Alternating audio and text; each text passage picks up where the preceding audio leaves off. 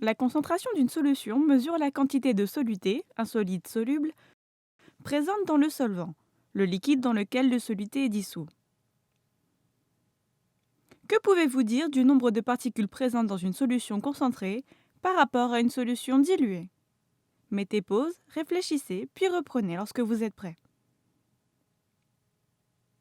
Le nombre de particules dans une solution concentrée est plus élevé que le nombre de particules présentes dans une solution diluée. Imaginez que vous sucriez une boisson en ajoutant du sucre. Plus vous ajoutez de sucre, plus votre boisson a un goût sucré. On peut le calculer en utilisant deux formules ainsi que leur triangle associé.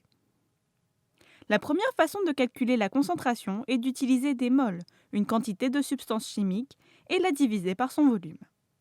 Voici le triangle correspondant. En général, les volumes sont mesurés en centimètres cubes. 1000 cm3 égale 1 décimètre cube ou 1 litre. Donc, combien de décimètres cubes font 500 cm3? Mettez pause, réfléchissez, puis reprenez lorsque vous êtes prêt.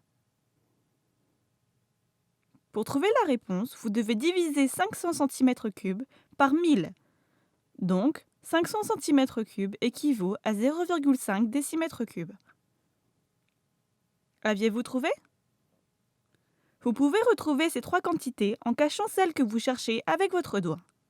Par exemple, si vous cachez les moles, vous pouvez retrouver ce nombre en multipliant la concentration par le volume.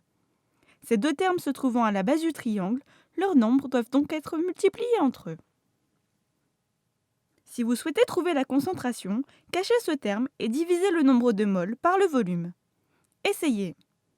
Si vous avez 2 moles de sel et que vous les dissolvez dans 2 litres d'eau, utilisez le triangle pour calculer la concentration de la solution salée. N'oubliez pas les unités. Mettez pause, écrivez votre raisonnement et reprenez lorsque vous êtes prêt. 2 moles divisé par 2 litres égale 1 mol par décimètre cube. Aviez-vous trouvé? Et aviez-vous inséré les unités? La deuxième façon pour calculer la concentration est très similaire, mais parfois, il faut utiliser la masse d'une substance divisée par le volume au lieu de la quantité de mol d'une substance.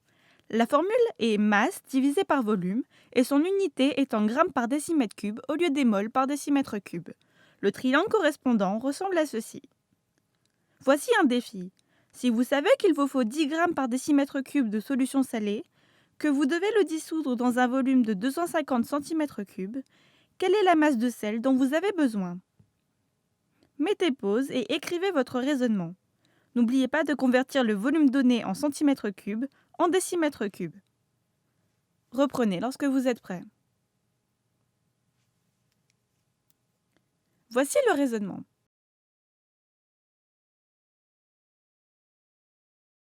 Aviez-vous trouvé? En résumé, il existe deux façons pour calculer la concentration.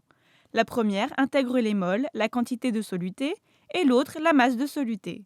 Lorsque vous calculez la concentration, vous devez diviser par le volume dans les deux formules. Le triangle peut être utilisé pour calculer n'importe laquelle de ces quantités en cachant celle que vous cherchez et en utilisant une multiplication ou une division comme indiqué dans le triangle.